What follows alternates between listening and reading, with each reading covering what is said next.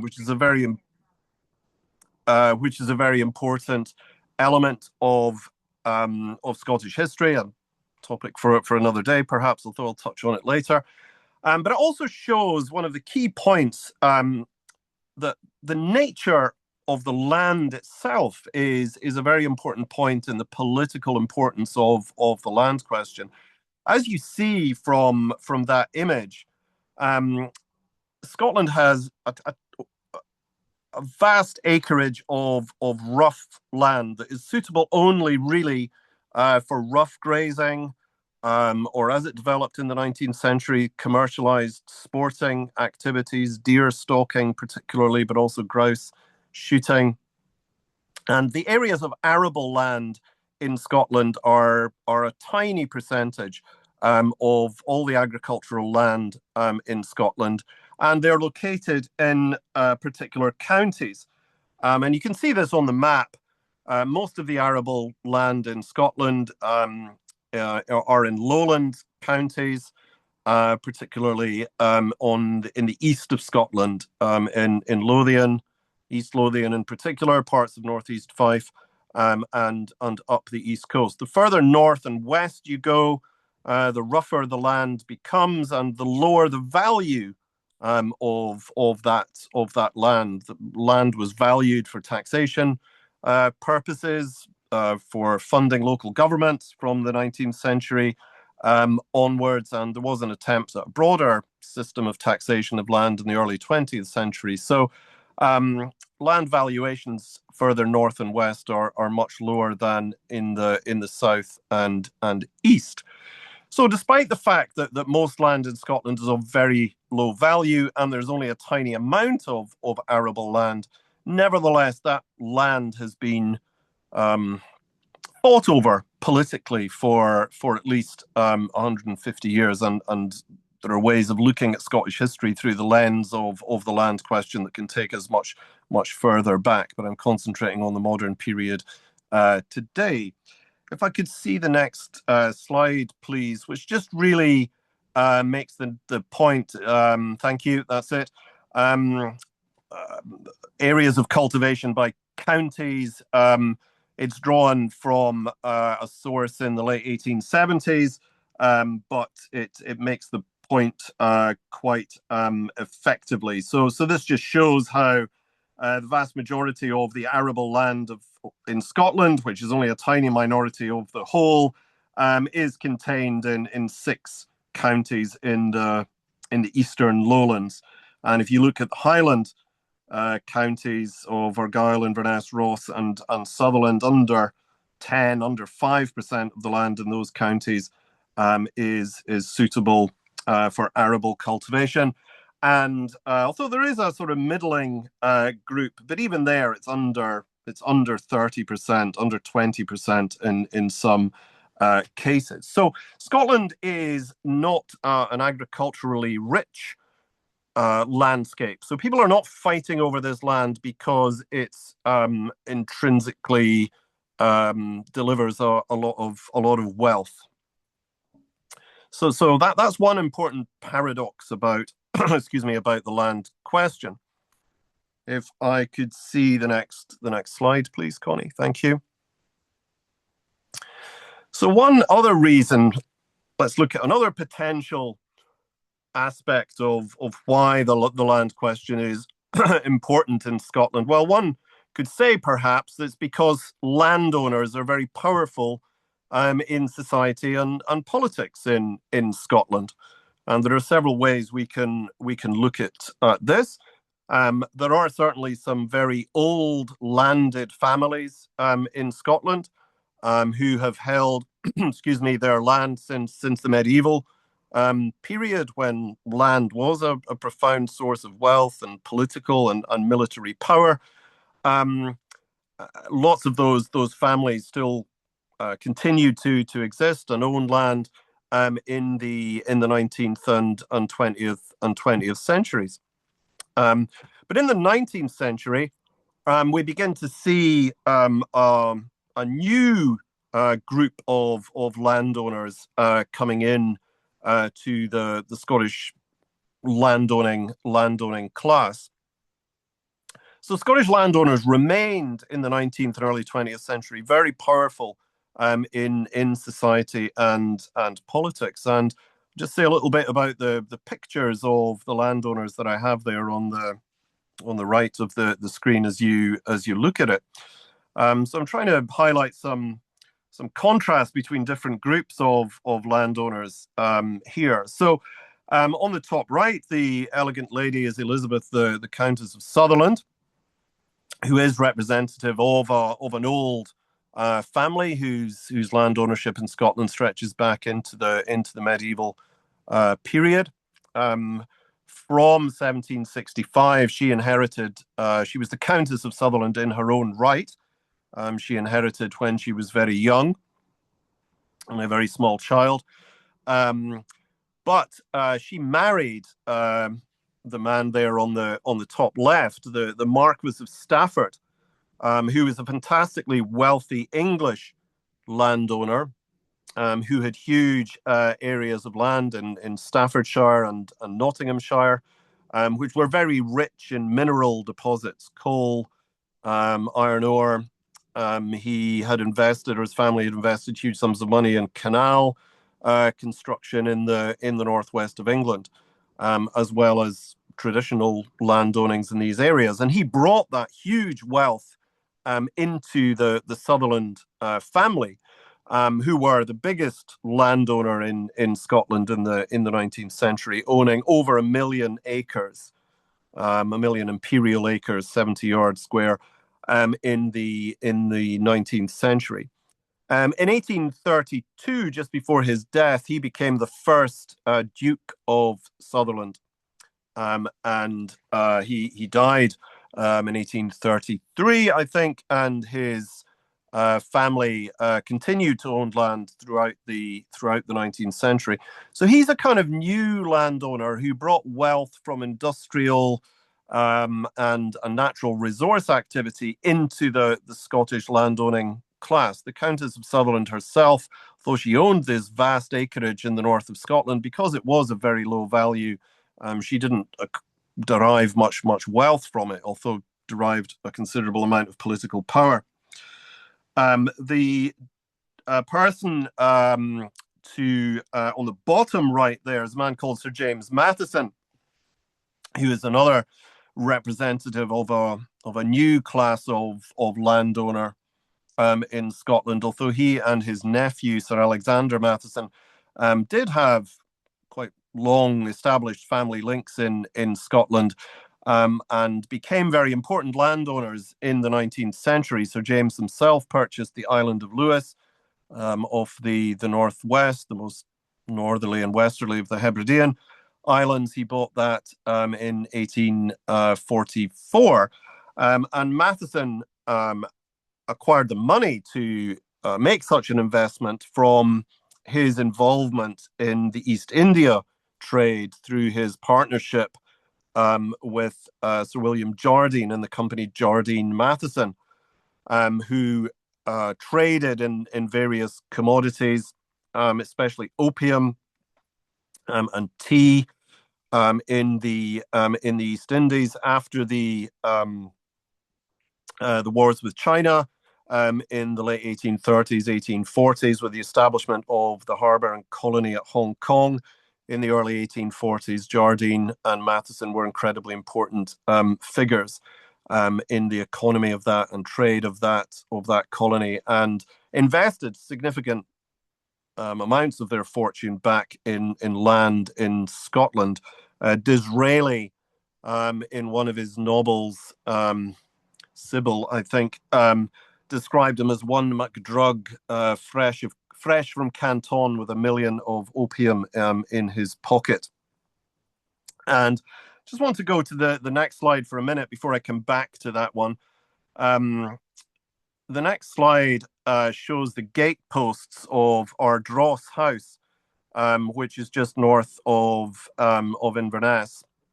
And I don't know if the TV program The Traitors broadcasts in the United States, but it's a sort of reality TV show where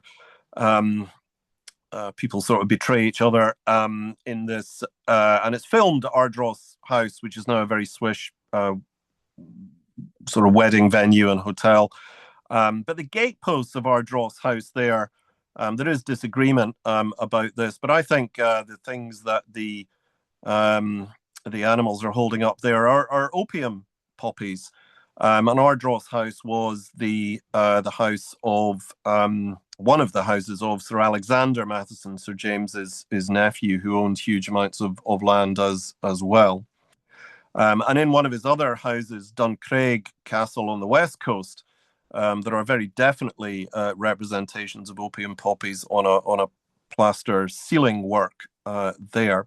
So they're representative of a new sort of class of landowner who came into the Scottish landowning class in the 19th century and continued to exercise power and influence. If you could just flip back, sorry, Connie, to the previous slide, just for a moment. The lady, of course, on the horse at the bottom left, you will all recognize as no less than Queen Victoria herself. And of course, the royal family began to invest, if you like, and purchase Scottish land in the 19th century. In the late 1840s, Queen Victoria began to look about the Scottish Highlands for an estate. She thought about buying the Ardverichy estate on the shores of Loch Lagan in Inverness-shire, and she did look at that, but thought it was, I think, too remote, and eventually, of course, settled on the Balmoral estate on Deeside, where the royal family still has a connection. So this is a class of society then, which at the apex has the royal family itself. So there's no question that Scottish landowners were very powerful in society and politics. But of course, the paradox here, I suppose, might be, and I was trying to think of a paradox for each question. Maybe some of them are a wee bit contrived. Land ownership. There's one narrative of Scottish history which argues that land ownership has been in political decline for over a century, and as democratic rights were extended in 1832, as land began to be taxed, as land ownership began to open out in the early 20th century, as land itself perhaps became a less safe form of investment in the early 20th century, then land ownership has been, it's argued, in political decline. There's a lot of historical literature about the decline of the landowning class. But what's very interesting to me, we can talk about this in questions if you want, is the ability of the landowning class to reinvent themselves in various ways, and perhaps I'll come back to that. If I can go to and skip 2 slides on, past Ardross House, So obviously the opium trade is a pretty dark episode in modern British and imperial history.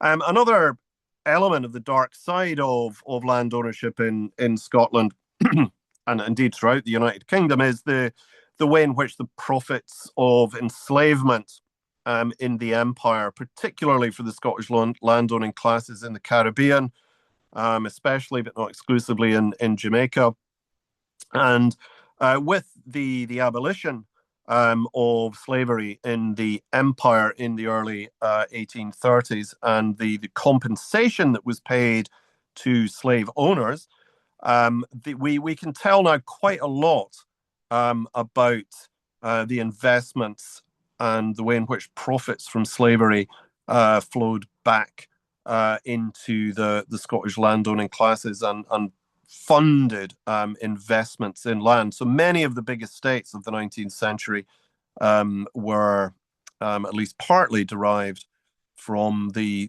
profits made from enslavement in the empire. And there's increasing attention being paid after many years of silence to the relationships between the slave system in the empire and the development of Scotland as a modern industrial economy in the 19th and 20th century. So if I can go on to the next slide, please. Thank you very much.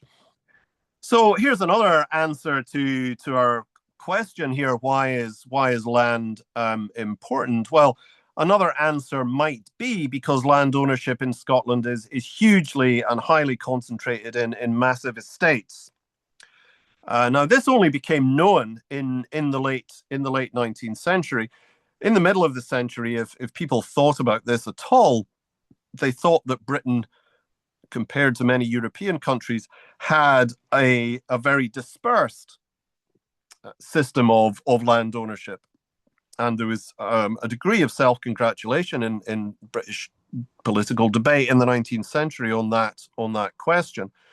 However, in the 1870s, there began to be official investigations and also the work of a radical campaigning journalist called John Bateman to try and think about land ownership. And Bateman conducted a survey in the 1870s, which went through many editions in the 1870s and 1880s, which when published showed exactly the opposite.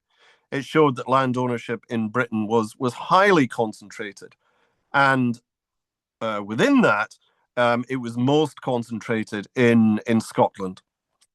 So Bateman looked at estates in of more than 1,000 acres across the United Kingdom, which of course at that point included the whole island of Ireland. And he discovered that if you look at estates of that size, that it covers about 92% of the total area of land in Scotland. And in fact, there were about 1,758 landowners who owned that 92%. Whereas in England, estates of more than 1,000 acres covered only 56%. About 61% in Wales and about 78% in Ireland. And the land question, of course, was inherently controversial in Ireland because of the cultural and religious differences between the landless and the landed. The same was true to a degree, perhaps, in Wales, where the vast majority of the landed were Anglicised and Anglican, and the vast majority of the small tenants and landowners were Protestant dissenters of one kind. In Ireland, of course, the gulf was between Anglicans and Catholics. The Irish Church being disestablished in 1869 and the Welsh one in 1920 went some way towards dealing with that issue. But Bateman showed that there was a massive amount of concentration of land ownership in Scotland. So you could get the owners of 92% of the total area of land in Scotland in estates of more than 1,000 acres. You could get them all in one room, in one large theatre in Edinburgh, perhaps. And there were some vast estates, both vast in terms of scale and also in terms of the wealth generated. So I've just taken three examples here. The first one is the Duke of Buccleuch, mostly a southern Scottish landowner who had land in Midlothian and Peebles and down in Dumfriesshire, the home of the Buccleuchs, Drumlanrig, which is south of Edinburgh. And the Duke had about 460,000 acres, and he earned about 232,000 from his pounds sterling from his land in the early 1880s, at the time that Bateman published his survey. He had considerable. There were some mineral reserves on his estate and some rich farmland. The Duke of Sutherland, at the peak of the Duke's estate, so the second Duke died in 1861. The third Duke in the early 1890s, and the fourth Duke in 1912 or thereabouts.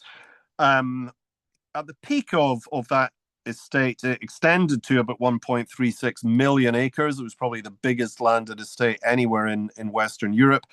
But because it was in that zone that I described earlier, where there was the value of land was extremely low, he earned only 142,000 pounds from that vast acreage. And when you can, in the Duke's landowner, in the Duke's finances, the Scottish estates contributed much less than the English estates.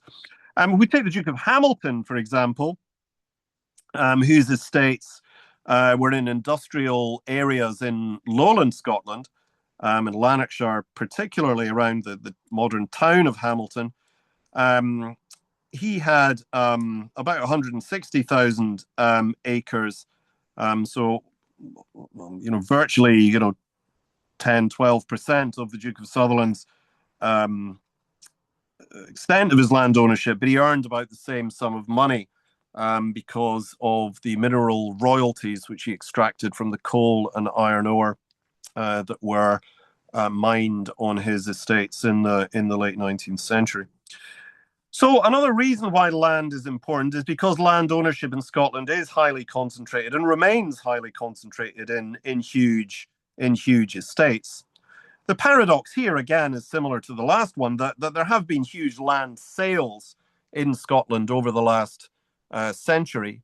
And again, that's quite an important narrative. But recently it was estimated that 432 people own 50% of the entire land of Scotland. So land ownership is still, despite an opening out of the landowning class, is still very, very concentrated indeed. So if I can skip on to the next slide, please. Yeah, so and also these landowners indulged in conspicuous consumption in a variety of ways, not least architecturally. I mentioned already Ardross House and Duncraig Castle. But the castle that you see at the top there is Dunrobin Castle near Golspie in Sutherland, which was developed by the second and third Dukes of Sutherland into this sort of fairy tale castles, almost sort of Bavarian style of architecture with incredibly ornate formal gardens. And this, of course, was constructed, or part of it was constructed in the 1840s at a time of extreme poverty amongst their landless or small landholding tenants. The house at the bottom, on the bottom right of the slide, is an interesting one as well. Is you can still go to Dunrobin and visit that castle. You cannot, unfortunately or fortunately, visit the house at the bottom there, which is Hamilton Palace.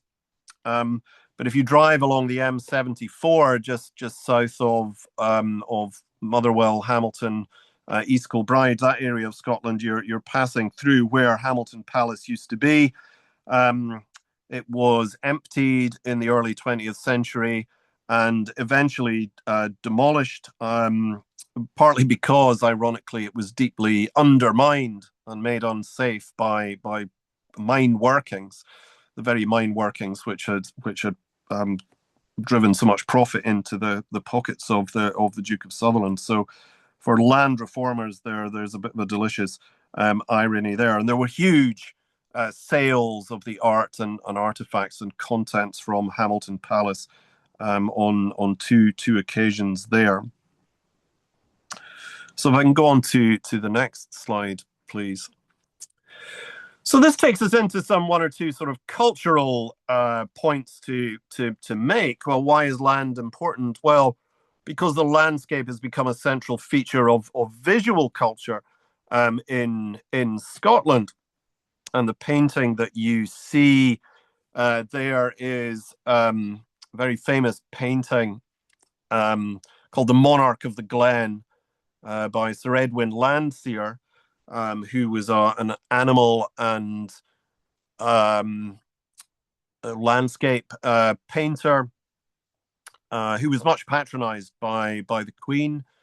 And he this painting was commissioned actually for the tea room of the House of Lords, for the new Palace of Westminster that was constructed after the fire and was opened in 1840s. It never made it onto the walls of the tea room of the House of Lords, and it's been in private hands and various Scottish galleries. I think it's in the National Gallery of Scotland at the moment. For a while, it was owned by Diageo, the drinks company, who own quite a lot of Scotch whisky brands in the blended whisky area. But of course, the ironic thing here, I suppose, is that the monarch of the Glen is an animal, the red deer stag that's painted. Landseer himself did shoot on the estate of a man called Sir Edward Ellis, who owned huge areas of land in Western Inverness-shire in Glengarry and Glencoich. The rock behind the deer was known as Landseer's Rock. You can't go and look at that landscape anymore, or if you go there and look at it, it's different because it was flooded with a hydroelectric scheme in the post-1945 period. So we see here a paradoxical visual culture of Scotland, which emphasized the emptiness of the landscape. And a lot of references, of course, to rural and Highland Scotland, which is paradoxical because in the time that Landseer was painting in the 1840s, 1850s, Scotland was one of the most industrialized and urbanized places on the planet. But the visual culture presented a completely different image. If I can go to the next slide. Another way we can look at this is to look at the centrality of land and issues around land in Scottish literary culture as well as visual culture. I could have given lots of examples of painters in the 19th century. I could give many examples of authors. I've chosen one just because he happens to be my favorite. No other reason. Neil Gunn, an author who published from the 1920s to the 1950s. He was born in Caithness in the northeast of the mainland of Scotland in the 1890s. He worked for the Customs and Excise Service. He was an expert on whiskey and angling, as you see him there.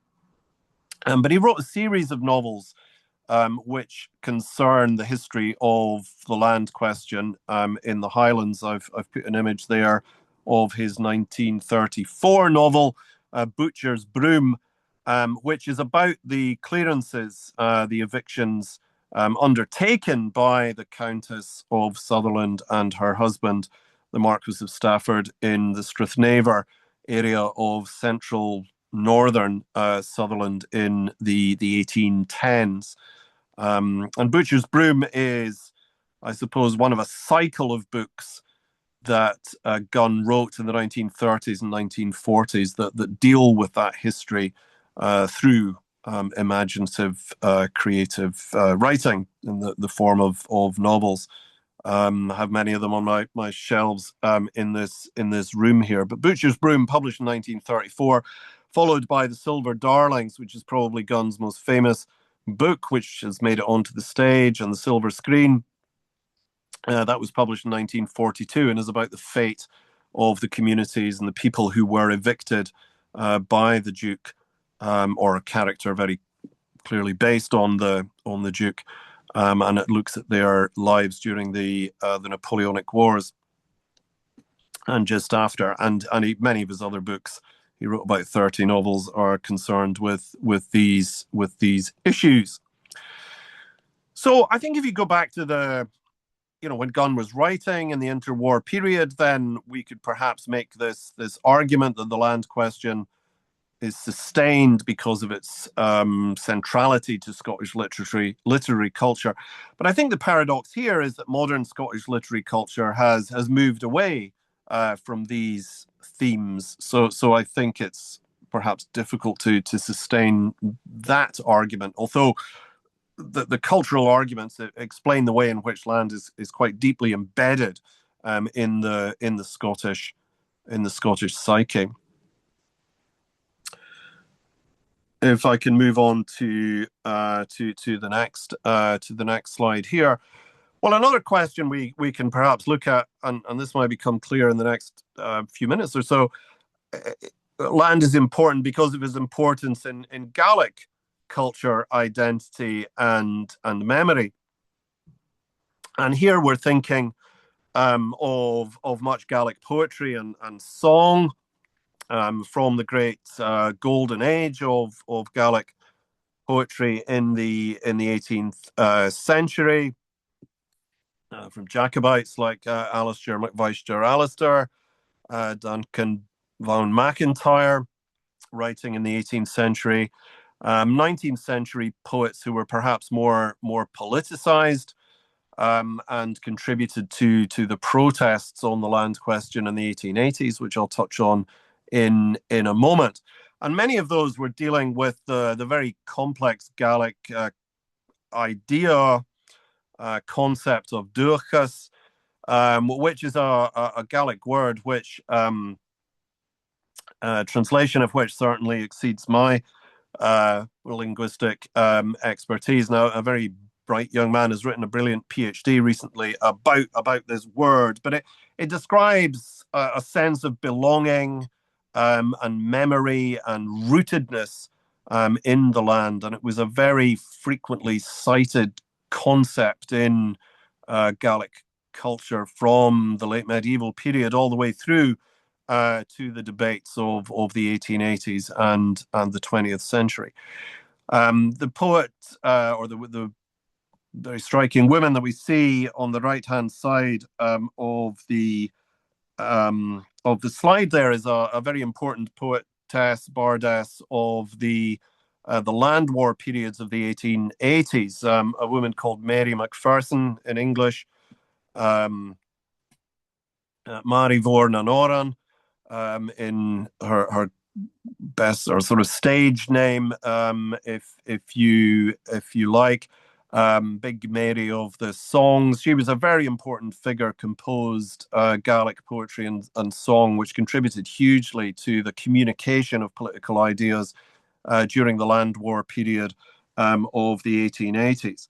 And as you see there, the photo is by an interesting man, White of Inverness, who was also involved in these protests, and he describes her as a Vanna of Yard, a female poetess, a female songwriter.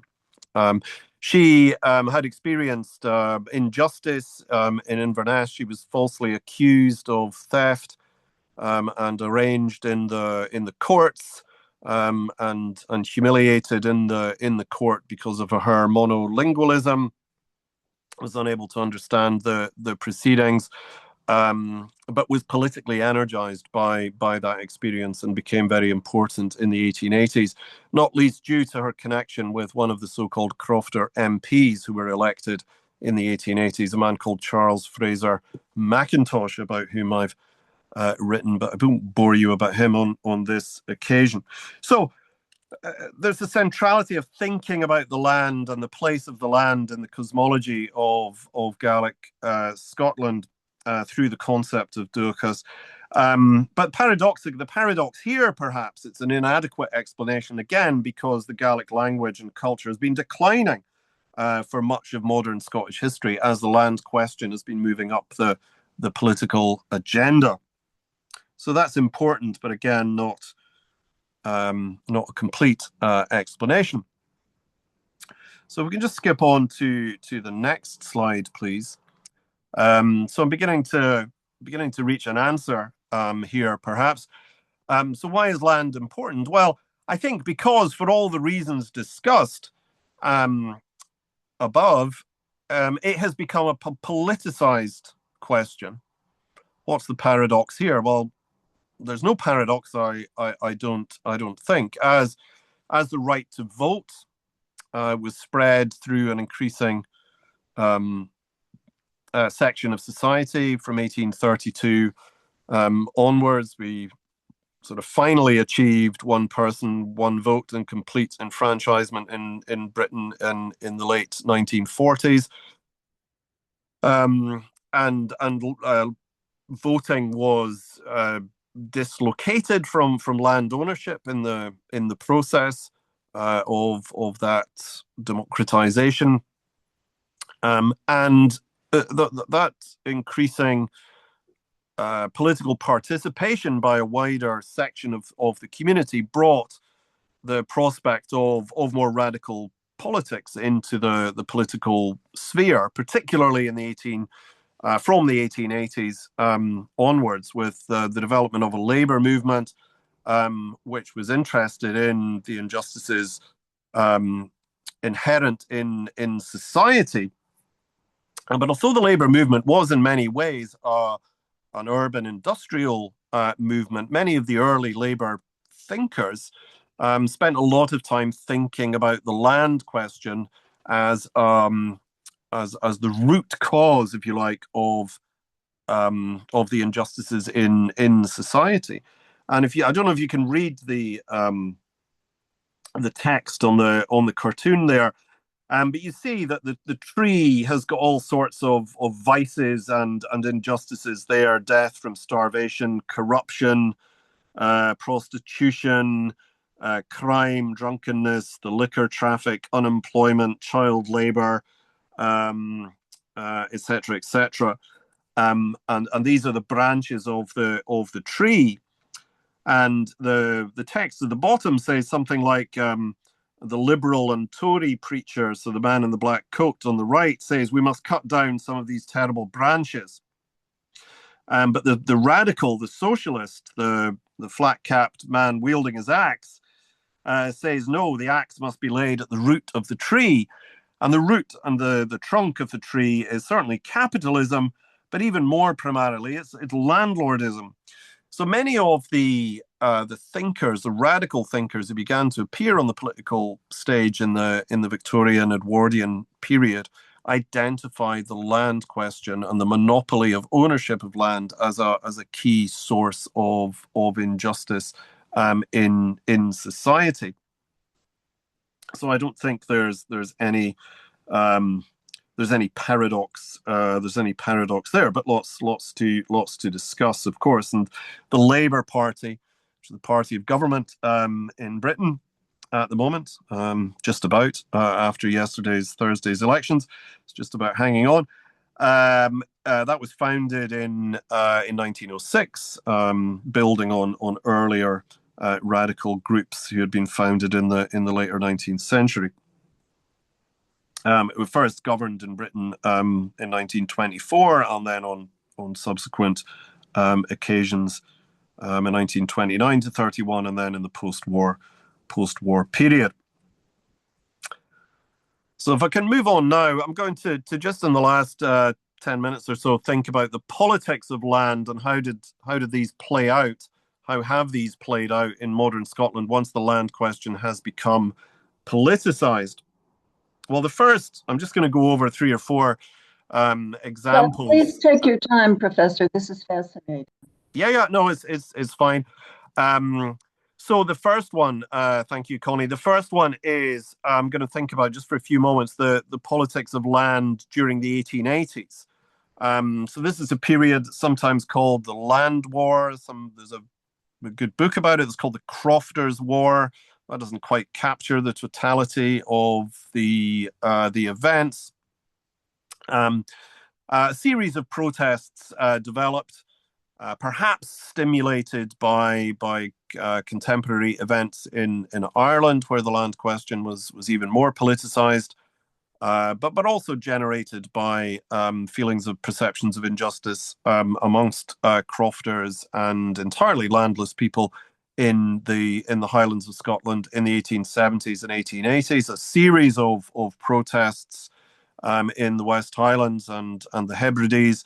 The picture that you see on the right of the slide is the Sheriff of Ross-shire reading the Riot Act to a group of crofters at a place called Aiknish. near the town of Stornoway, the main town on the island of Lewis. And as you see, the sheriff, who is the representative of the civil power, the civil authority in the country, is backed by a phalanx of Marines who are standing behind the authority. And you see there's a number of policemen just in front of the sheriff who are wrestling with the rebellious crofters. And there were many occasions in the 1880s where the military were used to support the civil power. Now, in the British system, it's very difficult.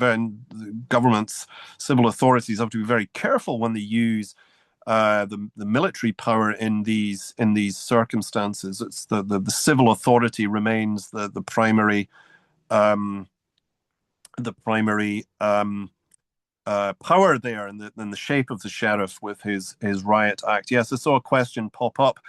Yes, the book by a man called Macphail, Macphail, called the Crofters' War. It was published in 1989, but it's still in print. Also, James Hunter's The Making of the Crofting Community, famous book from the 1970s, deals with those issues.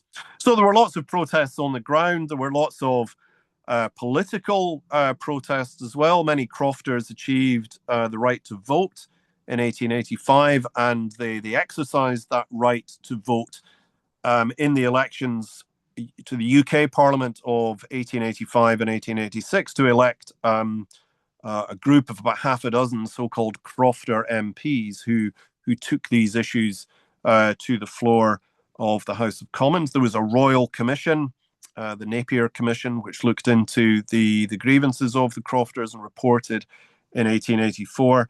And from the 1880s to the 1920s, there was a series of pieces of land legislation, beginning with the Crofters Act of 1886 and going right through to the Land Settlement Act of 1919. And in those two sentences, I've just summarized my 3 years of PhD research, which was about the technicalities of these pieces of legislation. But I certainly won't bore you about that just now. So these protests then stimulated a political reaction, both a popular political reaction and a high political reaction from both liberal and conservative governments. They were the two main parties of the day, although the 1919 Act was passed by a coalition government. So that the politics of the land war were really intensified and deepened by the land war of the 1880s, which had ramifications well beyond the Highlands of Scotland. There were many meetings in lowland Scotland, and the cause of the crofters became a very important political issue in that period. And protests continued. They weren't confined to the 1880s, continued on until certainly the 1920s on a large scale. If we can just flick through to the next slide, please. Yeah. So there was also an intellectual debate about the land question here. And again, we can go into this in more detail in the questions if anyone is interested. The two figures that you see there, the caricature of the small red-haired man is a caricature of George Douglas Campbell, who was the 8th Duke of Argyll, who was a minister in Gladstone's Liberal cabinets in the 1870s and early 1880s. But he resigned from the cabinet in 1881 in protest at Gladstone's Irish land reforms of that year. The gentleman with the bald head and the beard, I'm beginning to think as I get older, I begin to look a bit more like these Victorian land reformers myself. That's Henry George, the so-called prophet of San Francisco, whose book Progress and Poverty was published in America in 1879 and in the UK in 1880. And he had a major effect on the debate about the land question, and he debated in print with the Duke of Argyll, who of course was an assiduous defender of the landed interest. And there were various ideas kicking about in the Victorian Edwardian period into the 1920s.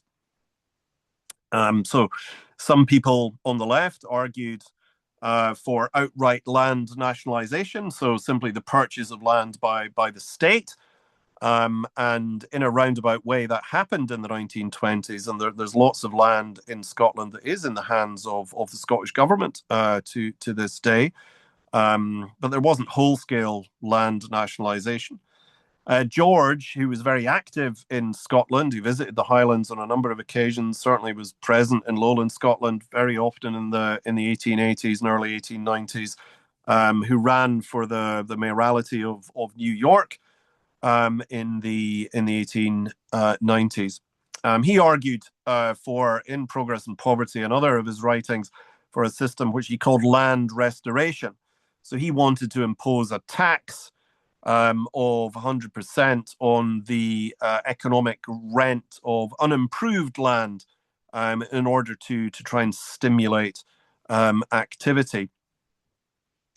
Other people argued that the government should pass legislation to simply to settle more people on the land, not necessarily to change the ownership, but to provide facilities for landowners to break up farms and sporting estates and settle people on small holdings.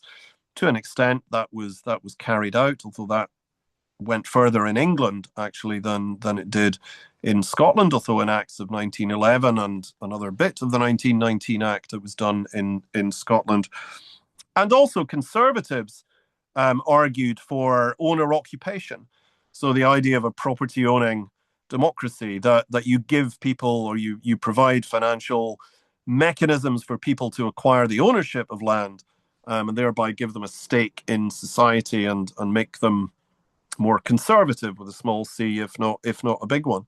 That went to the nth degree in Ireland, actually, under the British state and also under the Free State and Republic. Not so successful in Britain, if you like, or the remnant of the United Kingdom after 1921. So lots of different ideas about land kicking about. Duke of Argyll's idea was land was no different from any other kind of property. That the landlord invested in the property, he sought a return from his investment, and that should be recognised and protected and not expropriated by governments. Most land reformers thought that land was a unique or distinct form of property that had characteristics different from a building or a company or a ship or other forms of physical property. Okay, so a ferment of ideas about the land question. So just a couple of final points then. If I can have the next slide, please. In the aftermath of the Great War, we begin to see a period where many historians have talked about what they call the strange death of the land question. That the land question, which had, if not dominated, then at least been prominent in politics, began to disappear off the political agenda. Excuse me. Not sure coffee is the best lubricant, but there we go. So the end of the Great War sees the country having to come to a great reckoning financially to raise taxes to pay for the war. Land had been taxed increasingly from the liberal budgets of the mid-1890s with the increase of inheritance tax or death duties. From that period, taxation on land was ramped up, which induced many landowners to think that land was no longer a safe form of investment, and there was a flight of capital from land. The land question also died perhaps because the Irish issue was taken off the British or UK political agenda with the creation of the Irish Free State and the partition of Ireland in 1921, 22. Thirdly, there were very considerable land sales in the aftermath of the war, and many traditional landowning families ceased to be landowning families. When old families in Scotland, like the Marquesses of Breadalbin, for example, sold virtually all of their land in the 1920s. The image that you see on the right there is the front page of the Estates Gazette, which was the paper of the estate agency in Britain in the early 20th century. I don't know if you can see it, but on the right-hand column, there is an advert for a sale of nearly 100,000 acres by the Duke of Sutherland in 19. I think this is in January 1919, so just after the war. But the Duke had been selling land. The fifth Duke had been selling land virtually since he took over the dukedom in 1912. The family was deeply in debt. And of course, he could sell 100,000 acres and still remain a very significant landowner.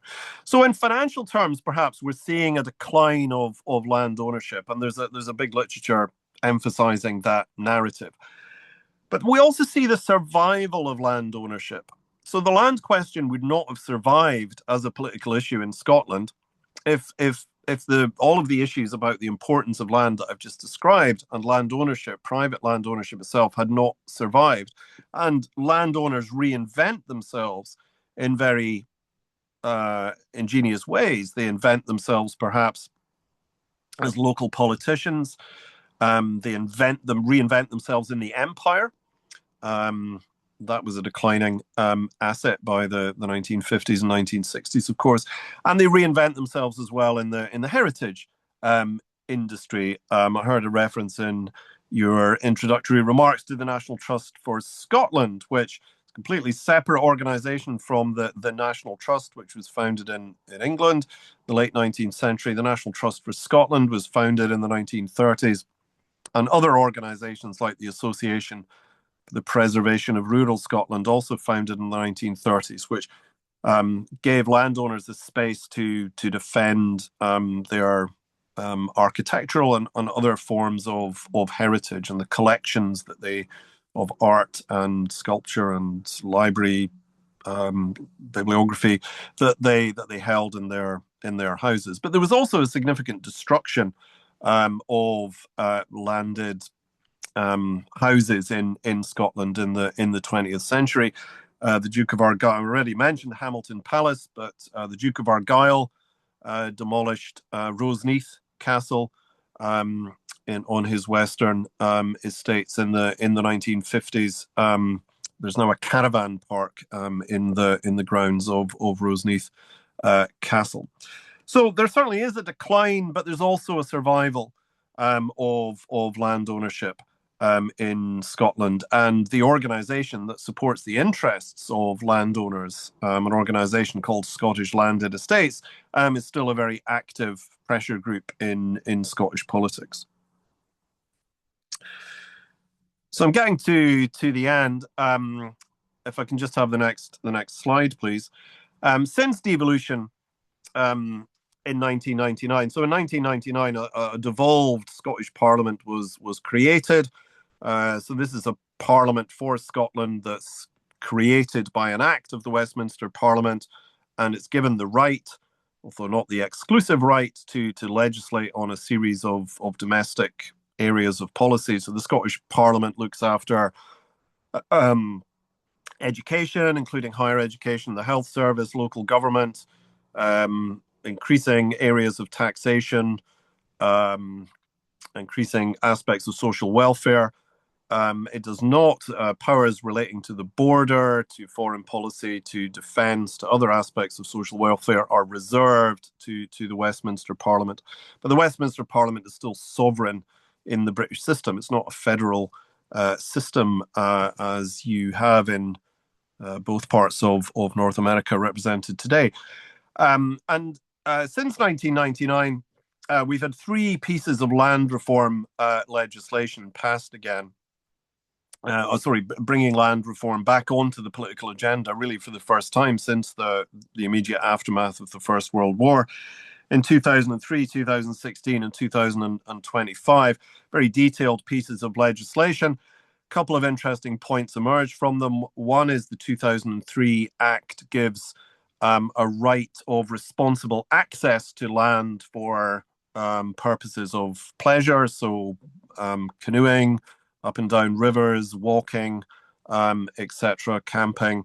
You have a right of access, but you have responsibilities to exercise as well when you're doing that. And then 2016 and 2025, the idea in all three acts, the idea of community land ownership is the significant contribution of these three acts to modern Scotland. The picture on the right is the modernist Scottish Parliament building down at the bottom of Holyrood Road in Edinburgh, just across the road from Holyrood Palace, just below Calton Hill, which you see there.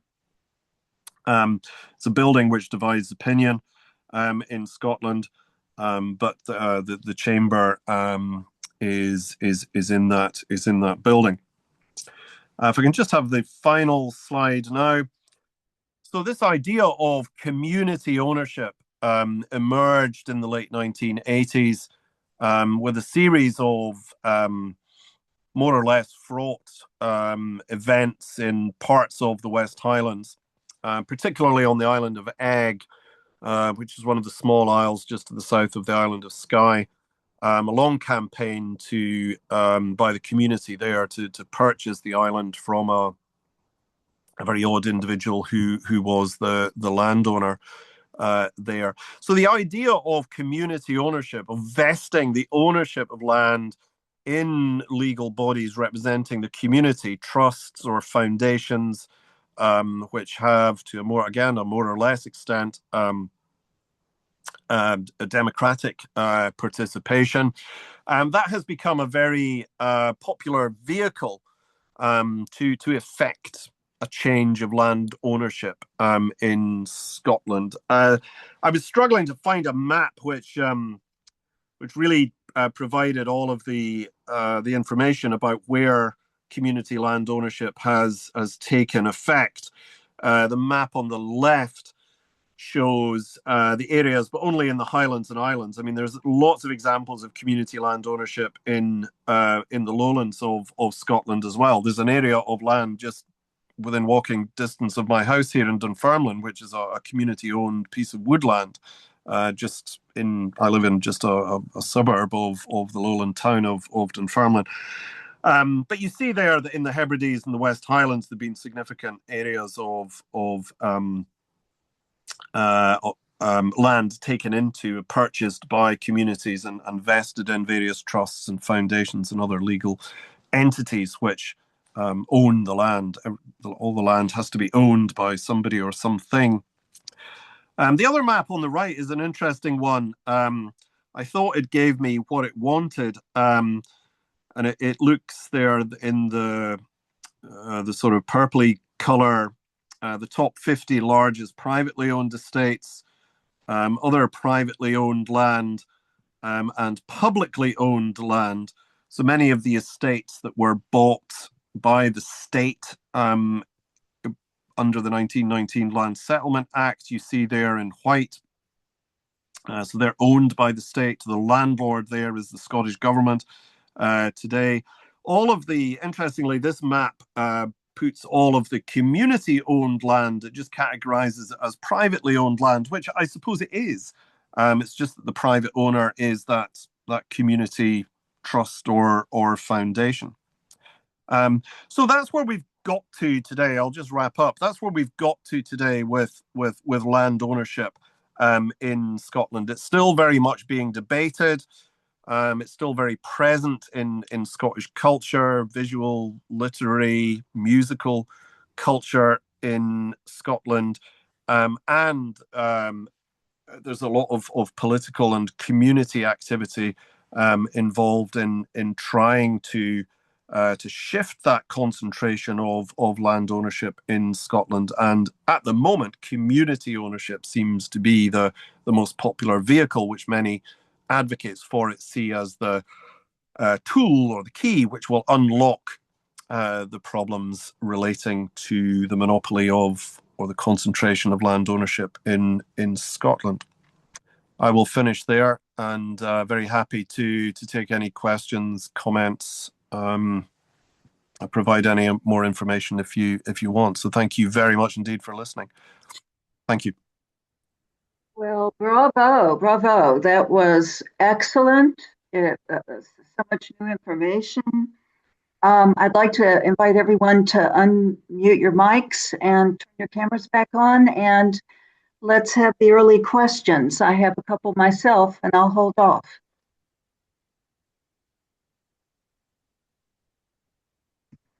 Sure, I have a question for you. Thank you for the presentation, by the way. Looking at the map on the right that's currently on screen, and thinking back to your original map, the geography of Scotland and the, let's say, the disproportionate nature of large estate ownership between England, Scotland, Ireland, is it reasonable to conclude from that Scotland did have such a high rate of, let's say, large estates, that was due to the very poor quality of so much of the land, particularly with this final slide? It seems that a lot of the large estates are still concentrated in the islands and in the Highlands. Yeah, that's right. I think there are 2 points here. I think some of the original families who are very important. Sorry, the question was from Jim, I think. Yeah. Yes. Some of the families, the Campbells of Argyll, the Sutherlands, the Camerons of Lochiel, and others who were important in medieval and early modern Scotland survived as landowners in the Highlands of Scotland. And then secondly, the people like the Mathesons, who wanted to buy into land in Scotland and wanted to acquire the trappings of land ownership, even with their vast wealth, they couldn't really afford to buy land in let's call it lowland Britain, in lowland Scotland, or in England, or in parts of Ireland. Well, though there was a different situation in Ireland, because it was just too expensive even for them to buy large enough estates to be able to sort of play at being a landowner. You see other industrialists doing this in the 20th century. So the Highlands was where they could afford to do this. Matheson purchases the island of Lewis, which extends, I think, to about 150, 160,000 acres in the 1840s. Even he couldn't have afforded to buy that in lowland Britain.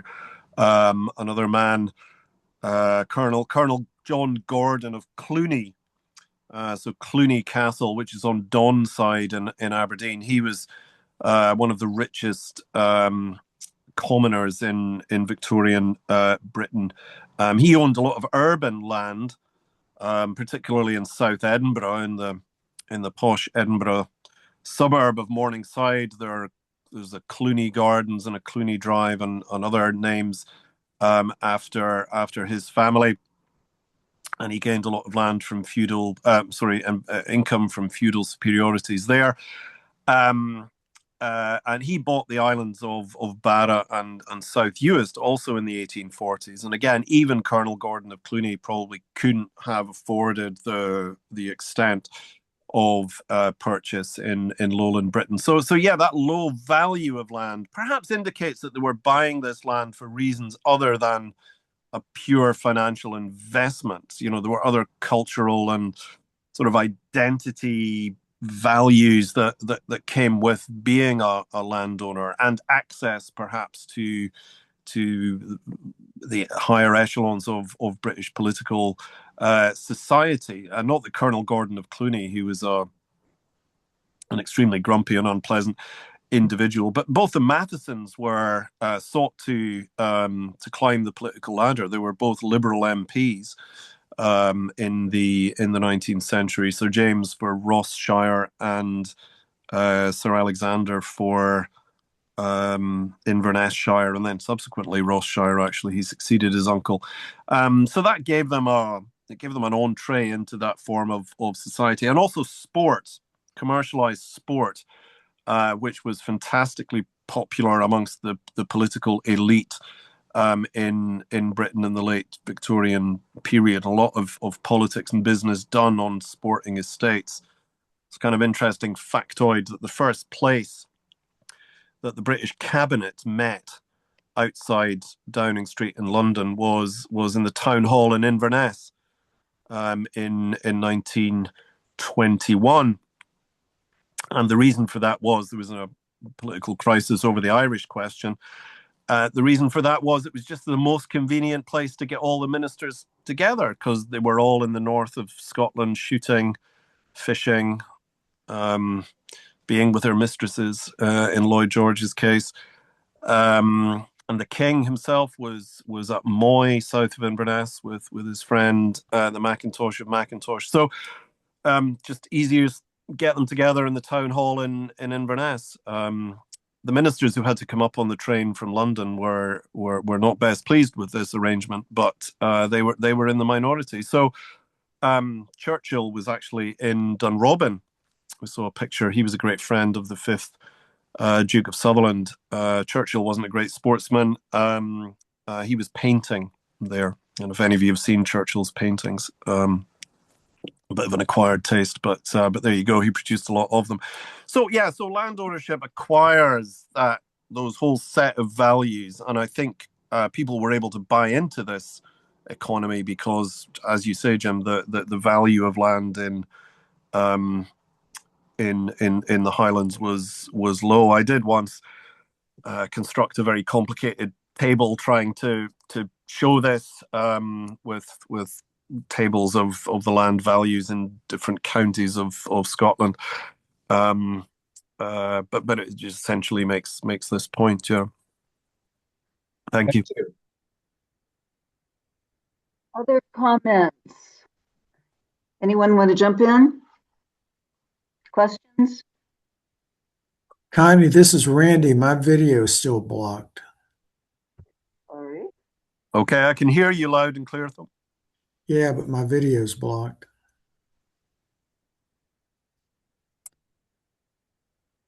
Okay, thank you.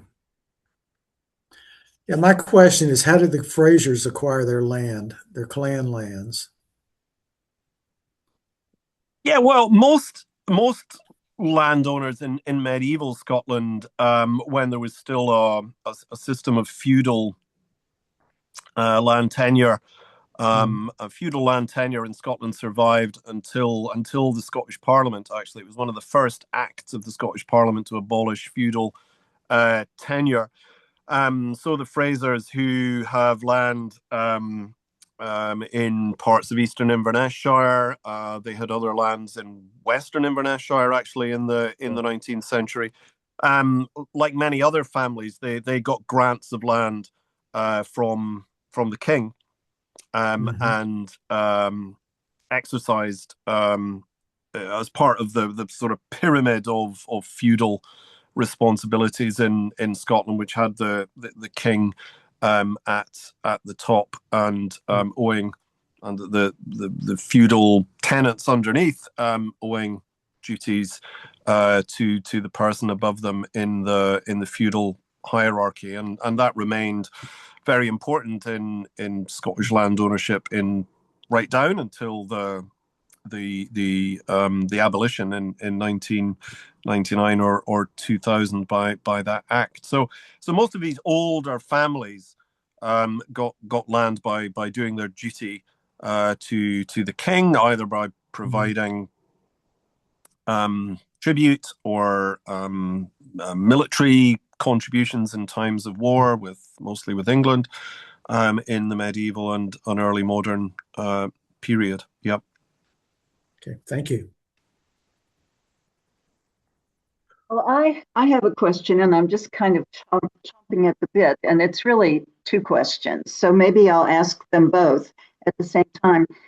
But and this term may have originated in the UK, but there's a legal transaction in the USA called eminent domain, whereby government entities can simply annex properties, pay the owner whatever that government entity thinks is a fair price, whether it's anywhere close to the valuation or not, and then they just take the land. And so I'm wondering about all of these white areas. Maybe I will wait and ask my other question next. But for instance, there's an awful lot of white on Skye.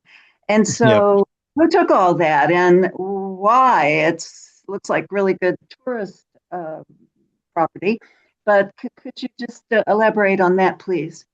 Yeah, sure. So, well, there are two things at play here. I guess the legal the technicality that you explained there. I mean, is that used in the US, say, if you want to build a road or an airport or some element Just of public really, infrastructure? I once had that impression, but I can tell you that in Murfreesboro, Tennessee, the government is going into the low cost housing business, and they've taken a lot of land, including used car dealership properties and so forth, and claimed it, demolished everything. They're building lower cost housing for which they will receive rent and Sure. profit. Yep. So I Yep. don't know. This is getting sort of a lot of gray areas. Okay, that's interesting. So that can happen in the UK. There are various projects which the government can issue what's called a compulsory purchase order. So the building of a road, for example. So my wife comes from the west side of Aberdeen, and there was a new sort of Aberdeen peripheral road built a few years ago, and the compulsory purchase orders. Lots of properties got bought up in order to drive this new road through. Other examples would be, the expansion of airports, other elements of public infrastructure. So in the case of the white areas on the last of my slides there, most of those I'm just looking at them. I mean, since you mentioned Skye, I mean, most of those white areas on Skye were purchased by the government, by a government agency called the Board of Agriculture for Scotland, which was empowered to buy land by Acts of Parliament in 1911, and more particularly in 1919. And although there had been an earlier government agency called the Congested Districts Board, there was a similar agency in Ireland of the same name. It was set up in the 1890s. So if you see if you look at the map of Skye there, the most northerly peninsula, the Trossernish Peninsula of Skye, that was purchased by the Congested Districts Board in 1904. My mother's family name is Ross, and her family came from the village of Uig, which was part of that purchase in 1904, and her father was involved, was a crofter on that estate. The other bits of Skye that are in that white category were purchased after the First World War, when both the major landowners on Skye, Lord MacDonald, and the MacLeods of Dunvegan. Some of you may have visited Dunvegan Castle if you've been in Scotland. That little purple area to the far left on Skye, is that the Dunvegan property? No, the little white Sorry. bits just north of that is where Dunvegan Castle is. Okay. And the Yes. large white bits between the two purple bits, if you like, on the west side of Skye. So that's the Bracadale areas of Skye. That was all owned by the MacLeods of Dunvegan, and they were heavily indebted by the end of the First World War, and more than happy to sell up to the government. And it was the government's duty under the 1919 Land Settlement Act to create schemes of small holdings in those areas. So most of those white areas are certainly in the Hebrides. I'm just looking at them now. Forgive me. On my other screen. Certainly in Skye and the adjacent island of Raasay, which is just in the space between Skye and the Scottish mainland. That was purchased in 1922 for the same purpose. So, and crofts were created, and the government is still the Board of Agriculture, later the Department of Agriculture. I can't remember the name of that bit of the Scottish government. They change their name every 5 minutes, but that agency is still the landlord of these crofters. So crofters pay their rent to the government effectively, and the First Minister, I suppose, is ultimately the landowner there. Yeah. John Cameron has had his hand up for a while.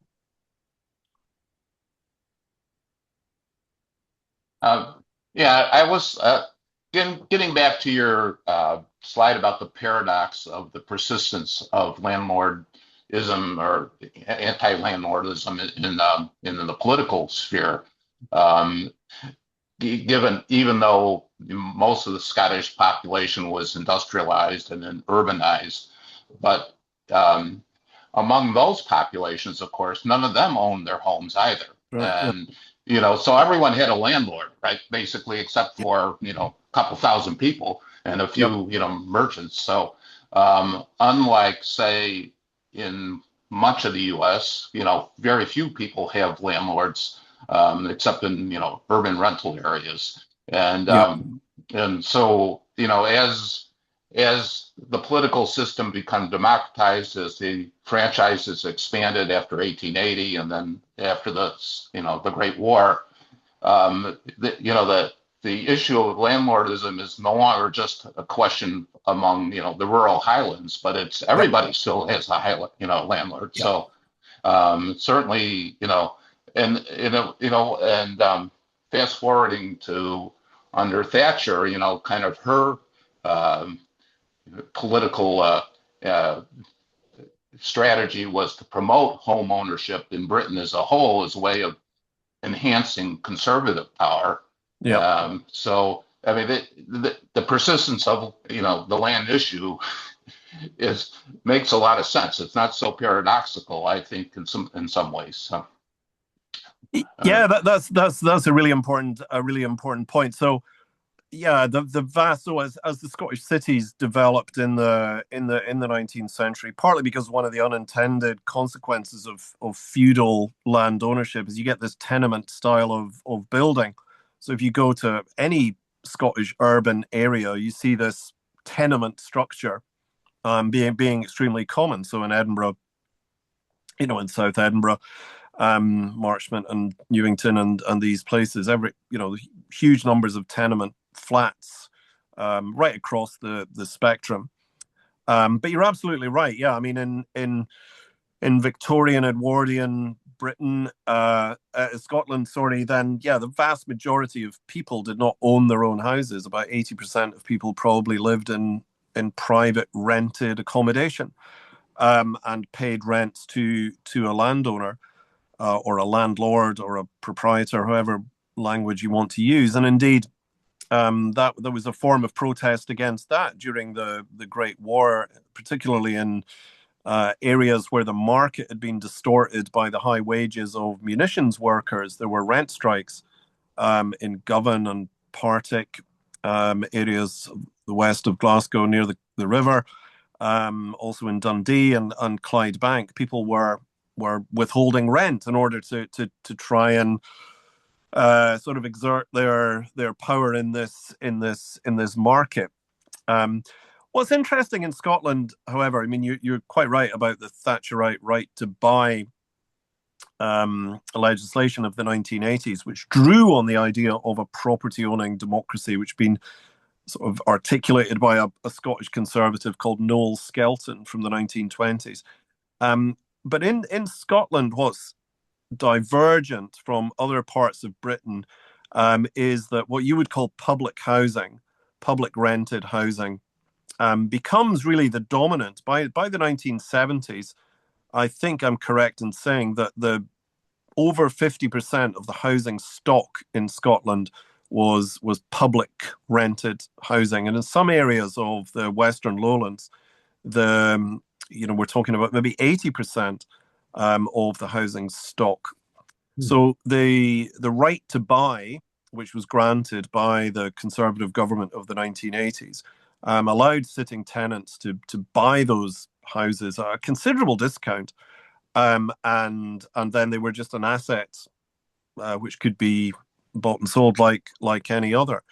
And even when I was growing up in Inverness in that period in the late 70s, early 1980s, lots of people on council estates, the first thing they did when they bought their house was they either put a new front door on or they painted their front door a different color from the standard council color, and thereby sort of asserted their symbolic ownership of their house. And that had a huge effect on Scottish society because public ownership of housing by local authorities and by the new towns. There were 5 new towns built in Scotland after the Second World War, most of the housing of which was owned and rented by the new town corporations. A lot of that went essentially into private hands. It was a huge stock of public housing that was essentially privatized by the Conservative government in the 1980s, with the political underpinning that you've just very clearly articulated. So even although Mrs. Thatcher was very politically unpopular in Scotland and didn't gain very many votes, that piece of legislation has probably had one of the biggest social effects on Scottish society. So you go from a society which, exactly as you say, is in the hands, if you like, most people's primary their living arrangements are in the hands of a private landlord in the 1890s, 1900s. Their sons and daughters in the 1930s, 40s, 50s are tenants of the state, the local state, for example, or there was a Scottish Special Housing Association, which was a central government housing organisation, or the Newtown Development Corporations. And then that's been broken down again in the post 1980 period. Although interestingly, during the last Scottish Parliament, the right to buy has been suspended. So you can note that right to buy does not exist in Scotland anymore because of the massive depletion of the public housing stock. So it's gone kind of, I don't know, not even full circle, beyond full circle. Very good point, though. Yep. And Henry George was constantly, when he was visiting Scotland in the 1880s and 1890s, he was constantly making the point that the urban industrial worker was as much a victim of landlordism as the crofter in Skye. So thanks very much for raising that point. I should have dealt with it in the talk.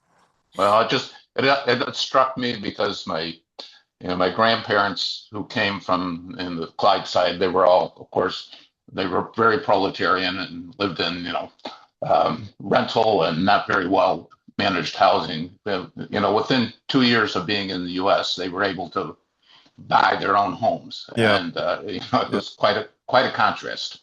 Yep, absolutely. Yeah. Well, it was the same with land. For Scottish emigrants in the 18th and 19th Sure. century. The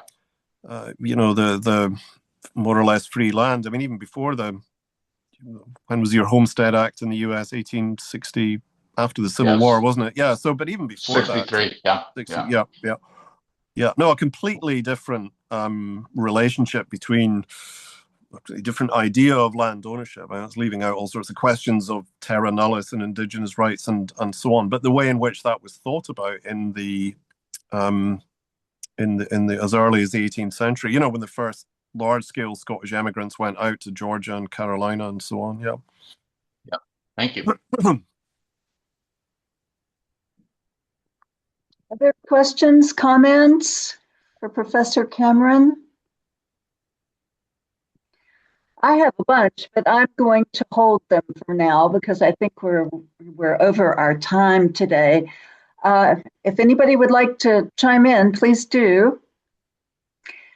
Well, I would like to say, Professor Cameron, this has been really wonderful and enlightening and mind-breaking, and I would like to invite you back to speak again. So I hope you'll be prepared to say yes on any interesting topic of your choice. Gus, are you hoping to speak up there? I see you. I just wanted to offer an apology to everyone. I pressed record, but a word to the wise, if you're ever in that position again, you need to press it twice. Start recording, and then there's another drop-down menu that says start recording. So Ewan, I missed out the very first slide to the point where it's against the law to have a map with boxes around Shetland and Orkney, so I apologise. I think they've made some changes recently on Zoom. Gus, I wasn't familiar with that feature. Yeah, I saw a message I pop think up the when I was vast speaking. majority. Yeah, it's okay. That's fine. It was just that very first slide because I Yep. noticed it, and I think we have a great video. Yeah, it was Well, terrific. I just want to thank everyone that's here. It's been fabulous. Dr. Ewan Cameron will be in touch with you.